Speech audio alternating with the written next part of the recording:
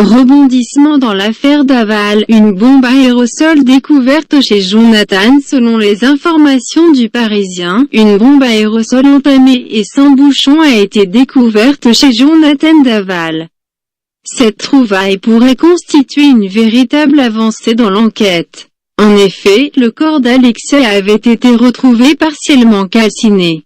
Jonathan a toujours affirmé ne pas être responsable de cette crémation.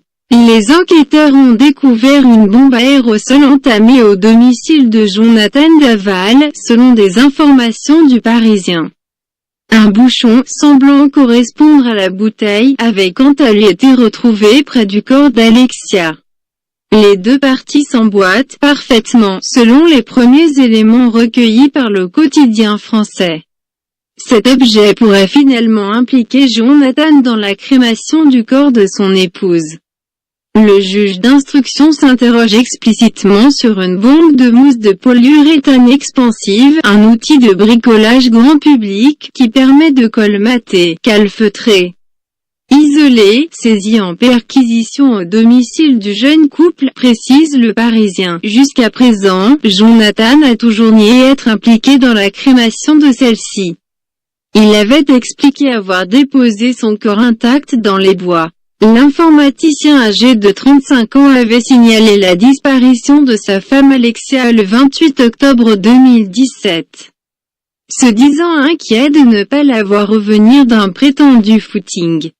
Le corps de celle-ci avait été découvert, en partie brûlé, dans un bois, près de Grès-la-Ville, Haute-Saône, où vivait le couple. Passé aux aveux avant de changer de version, l'autopsie avait révélé que la jeune femme avait été victime de violences, de coups et avait été étranglée. Pendant 3 mois, Jonathan Daval s'était présenté en veuf et pleuré avant que des éléments matériels ne conduisent les enquêteurs à en faire le principal suspect. Placé en garde à vue le 30 janvier.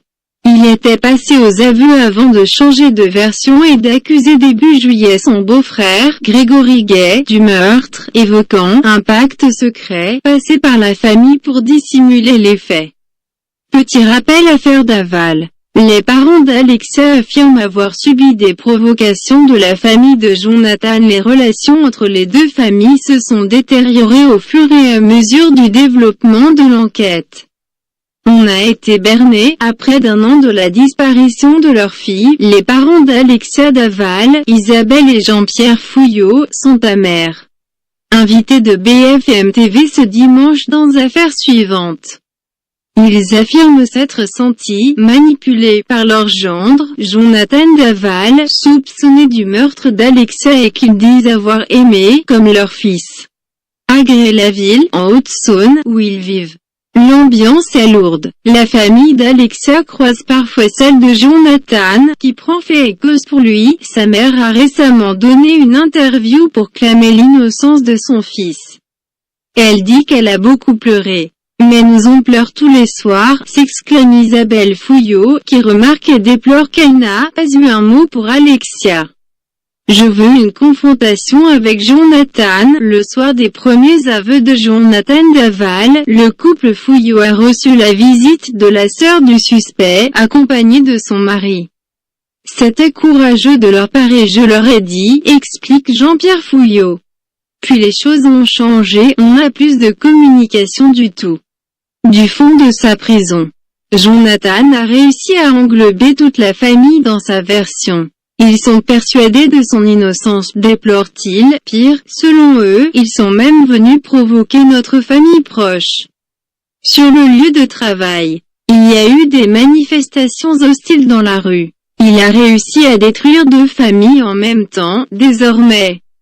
Le couple Fouillot souhaite une confrontation avec Jonathan Daval. J'ai envie d'être en face de lui, je veux voir ce nouveau visage que je ne connais pas, explique la mère d'Alexia. Qu'il soit un homme et qu'il prenne ses responsabilités. Et de conclure, la voix tremblante, sa mère, elle a la chance de le voir 3 fois par semaine. Nous envoie Alexia tous les jours. Mais au cimetière, l'avocat de la famille d'Alexia Daval décrit l'horreur que vivent ses clients. Jean-Marc Florent a évoqué ce jeudi lors d'une conférence de presse le douloureux quotidien des parents. de la sœur et du beau-frère d'Alexia Daval. Le mari de la victime est suspect, Jonathan, qui s'était un temps accusé du meurtre, met désormais en cause sa belle famille. On atteint des sommets d'horreur. Lors d'une conférence de presse jeudi à la mi-journée, Jean-Marc Florent, l'avocat des parents, de la sœur et du beau-frère d'Alexia Daval, a décrit un dossier mystérieux et à rebondissement. Il était aussi largement revenu sur la vie quotidienne de ses clients, alors que Jonathan Daval a fait volte-face. Après avoir avoué le meurtre de sa femme, pour accuser désormais sa belle famille, en évoquant un complot familial. Expertise psychiatrique décrivent une personnalité caméléon et agressive. Jonathan Daval s'est-il construit de toutes pièces une image de garçon fragile et sensible, dominé par son épouse? C'est ce que portent à croire les conclusions des expertises psychiatriques et psychologiques menées sur la personnalité du mari de la joggeuse Alexia Daval, retrouvée morte en novembre 2017.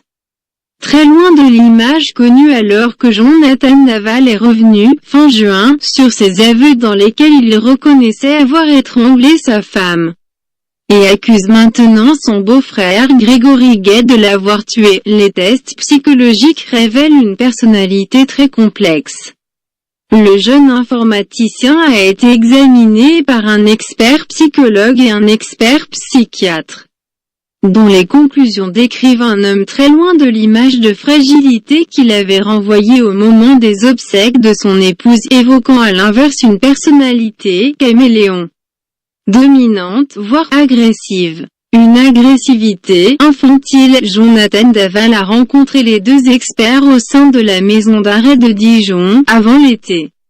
Auprès du psychologue qu'il a examiné le 29 mai dernier, Jonathan Daval avait exposé pour la première fois la théorie d'un complot familial.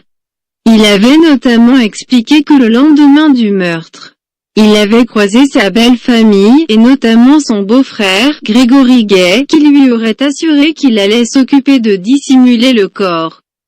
Cela montre que la volte-face dans le discours de Jonathan Daval a commencé un mois avant le retour sur ses aveux, et les accusations contre son beau-frère, formulées le 27 juin face au juge.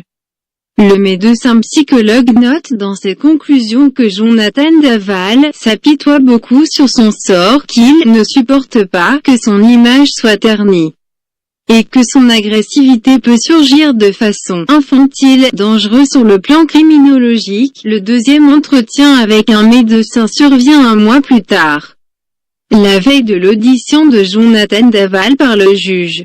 Ce jour-là, il explique aussi à l'expert psychiatre qu'il n'est pas à l'origine du meurtre d'Alexia, qu'il a certes déplacé son corps, mais que des complices sont à l'origine de la mort. L'expert note que le patient souffre d'une absence d'émotion, et conclut son rapport avec une phrase troublante, expliquant que Jonathan Daval est dangereux sur le plan criminologique et a une propension à la toute-puissance et à la dangerosité qu'elle peut impliquer. Des expertises entachées. Pour l'avocat de Jonathan Daval, des expertises perçues comme biaisées par l'avocat de Jonathan Daval. Vous avez des expertises qui sont faites par des gens qui ne vivent pas avec Jonathan, qui ne connaissent pas le couple dans son intimité, et qui eux-mêmes à mon sens ont subi la pression médiatique, réagit auprès de BFM TV Randall Schwerdorfer. Je ne suis pas persuadé que ces expertises ne soient pas quelque part entachées d'a priori et de toute cette pression qui a existé autour du dossier et qui pèse ensuite sur l'épaule des experts, estime l'avocat. 3 mois après que son client est revenu sur ses aveux, l'avocat de Jonathan Daval va déposer cette semaine une demande de remise en liberté. De son côté, Grégory Gay, mis en cause par son beau-frère Jonathan Daval, a demandé à être confronté à son accusateur. Jonathan Daval placé à l'isolement après avoir quitté l'unité psychiatrique de la prison de Dijon. Merci de liker et de partager si vous avez aimé Tiana Sofen. Activez la cloche pour mes prochaines vidéos. Merci.